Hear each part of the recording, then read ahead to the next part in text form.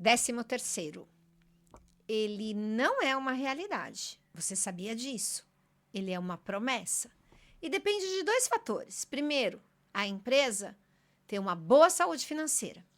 E se você é funcionário público, depende da arrecadação e de uma boa gestão financeira também. E o pior, o seu 13º não vale mais o 13º. Ele vale um 10º. Sobre isso é que eu vou te falar nesse vídeo. Então fica comigo até o final para você aprender como você vai usar da melhor maneira o que sobra do que seria o seu 13º. Realmente o seu 13º pode valer no máximo um 10º ou um 11º. Por quê? Porque isso está relacionado ao IPCA, que é o Índice Nacional de Preço ao Consumidor Amplo. Ele é formado por uma cesta de produtos que são consumidos por pessoas que ganham de 1 até 40 salários mínimos. É ele que vai ditar um pouquinho do como vai ser a nossa inflação. E é sobre isso que eu vou te explicar agora, para você entender de uma vez por todas que a promessa que te venderam não vão cumprir. Então vamos lá. O que o IPCA é na prática? Ele é a referência para se reajustar salários, contratos de aluguel, benefícios e políticas econômicas. Então, por exemplo, se o IPCA acumulado de 12 meses foi de 4%, isso significa que as despesas, de modo geral, serão acrescentadas em 4%, serão reajustadas nesse valor, nessa porcentagem, aliás, para poder dizer que você teve uma recuperação de perda. Mas, na verdade, não é bem assim. Porque quando você tem os 4% de reajuste, se você olha para trás o quanto você gastou nas despesas pessoais, você vai perceber que foram bem mais do que 4%. E uma outra coisa assustadora. Tem setores que recebem ou sugerem o aumento para sua classe salarial de 26% ou 24%. Então, veja, será que a inflação acumulada foi mesmo de 4 ou foi de 24? E o que faz parte dessa cesta? Então, são 9 grandes grupos. Então, a gente tem alimentação e bebidas, habitação, artigos de residência, vestuário, transportes, saúde e cuidados pessoais, despesas pessoais, educação e comunicação. Tudo isso faz parte da cesta do IPCA para se calcular o índice de inflação do nosso país. Então, o que significa na prática o IPCA? É o índice demonstrado pelo governo em que ele vai desvalorizar o seu dinheiro. Isso mesmo, desvalorizar o seu dinheiro. Então, ele está te avisando que se a meta de inflação é de 4%, 5%, significa que este valor é o valor de perda que você vai ter. E ele calculou isso a partir do IPCA, daquela cesta de produtos que fazem parte do consumo de uma população para sobreviver. O problema não é esse, o problema é o que está por trás disso. Essa cesta, ela não é, digamos assim, a mesma em todo o período, durante todo o ano. Eles vão monitorando isso mês a mês. Então, produtos que têm uma alteração de preço muito grande por questões sazonais, seja por geada, seja por subida do petróleo, falta de algum insumo para algum material de medicação, alguma coisa nesse sentido, o que eles fazem? Eles retiram esse item da cesta, alegando que por questões sazonais, por isso que o índice subiu demais, ou que as famílias estão substituindo esses produtos, então que naquele mês, aquele produto que subiu demais, ele não aparece no consumo. Isso faz com que a métrica ela seja menor. E qual seria o correto? O correto é que essa cesta não fosse alterada durante o ano inteiro, porque aí teríamos o real valor da desvalorização do nosso dinheiro.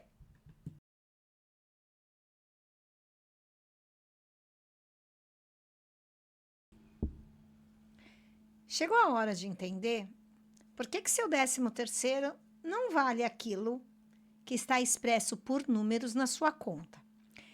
Eu trouxe aqui uma tabelinha bem simples, com uma inflação hipotética Só para você ter uma ideia de como é que fica a nossa situação.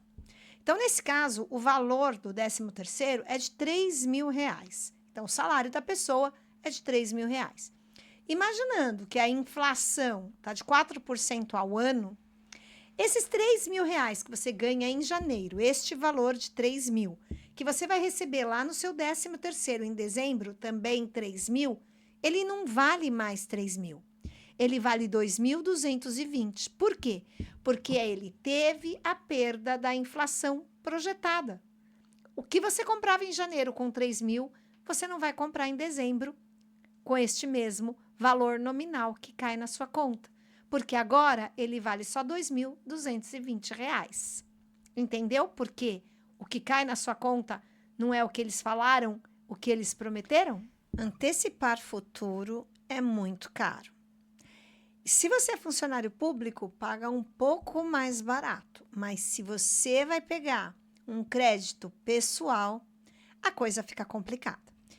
Eu fiz uma simulação aqui para você ter uma ideia. Imagine que você vai precisar antecipar o seu 13º no mês de junho, porque aconteceu um imprevisto e você não tinha uma reserva de emergência.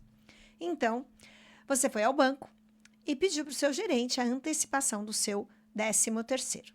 E aí, ele fez os cálculos para você e te ofereceu esta condição, que você não tinha outra escolha a não ser aceitar. Ele depositaria na sua conta os R$ 3.000. Em troca, você pagaria 6 parcelas de R$ 646. E assim você fez, começou a pagar todas as parcelas consecutivas, isso aí incluindo já o IOF, além da taxa de 7,9% ao mês. Quando chegou lá em dezembro, faltava a sua última parcela, que era no valor de R$ 599. E aí, o que o banco fez? Você sempre pagava no dia 10, mas o seu pagamento era sempre no dia 8. Então, quando foi no dia 8, o banco já descontou a sua última parcela, que seria em dezembro, e o que sobrou para você do seu 13º que foi depositado foi o valor de R$ 2.395. Isso é o valor nominal, que é o valor, os numerozinhos que aparecem na sua conta. Mas esses numerozinhos, eles não valem esse numerozinho.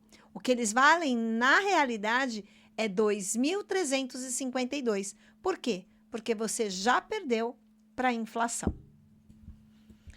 Só que agora, vamos imaginar que você seja funcionária pública, ok? Então, você tem uma vantagem.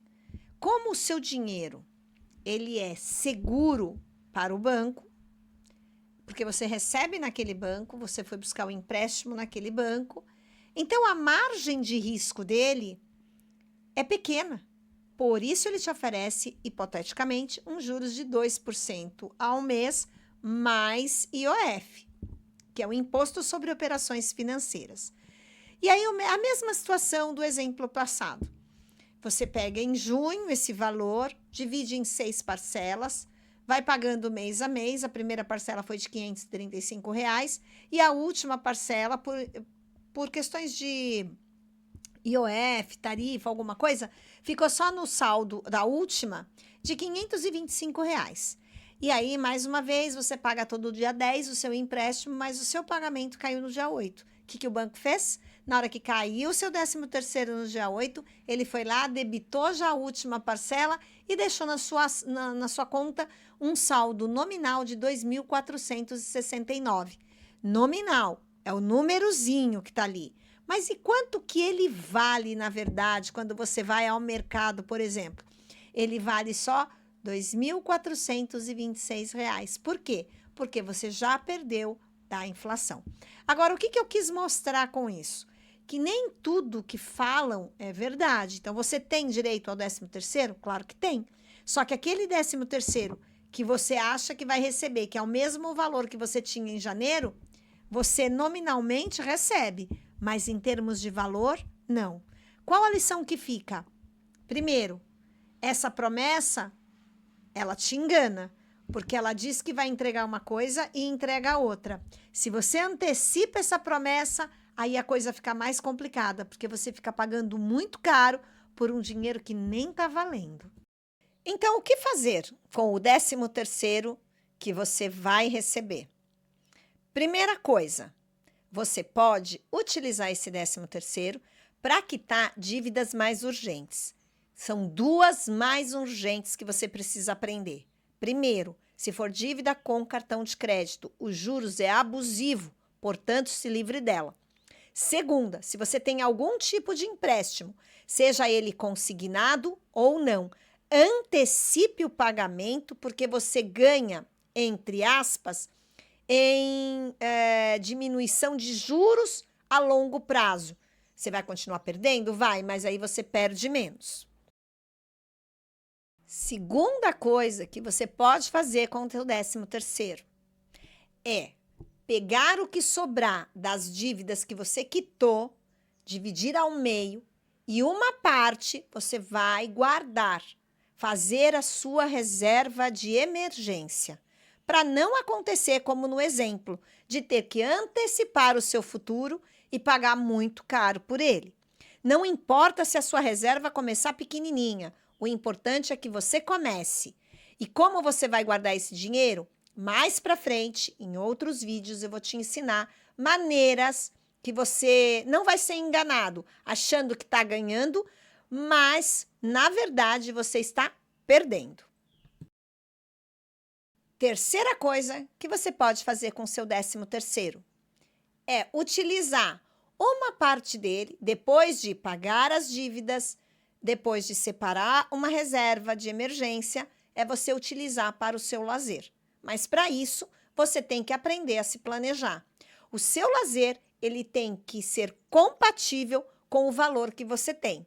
Se não dá para uma viagem, não viaje. Se dá apenas para fazer um lanchinho especial, um jantar, uma ida, um bate-volta na praia, que seja só isso.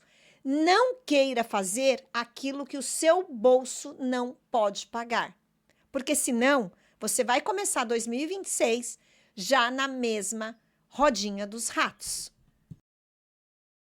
Então, vamos lá, recapitulando o que nós aprendemos hoje. Primeiro, o 13º não é bem aquilo que você pensa. Além dele ser uma promessa, quando ele chega até você, ele já não vale o que aquele valor nominal aponta. Segunda coisa, se você está endividado, ele tem que servir para que você possa quitar as suas dívidas e o que sobrar, você divide em duas partes. Uma para uma reserva de emergência e a outra para um lazer que caiba no seu bolso. Agora, se você não está devendo nada e esse 13º vai chegar para você inteiro e sem preocupação, metade dele para a reserva de emergência e a metade para o seu lazer. E eu espero que esse vídeo tenha feito sentido para você, que ele tenha te ajudado de alguma forma. E se você assistiu até aqui, comenta aí embaixo, aprendi sobre o 13º, que eu vou saber que você assistiu esse vídeo até o final. E além disso, quero pedir que você possa compartilhar, que você possa dar um like, para que essa mensagem possa chegar para mais mulheres e que elas possam entender cada vez mais sobre o seu dinheiro. Porque aqui, o dinheiro veste saia.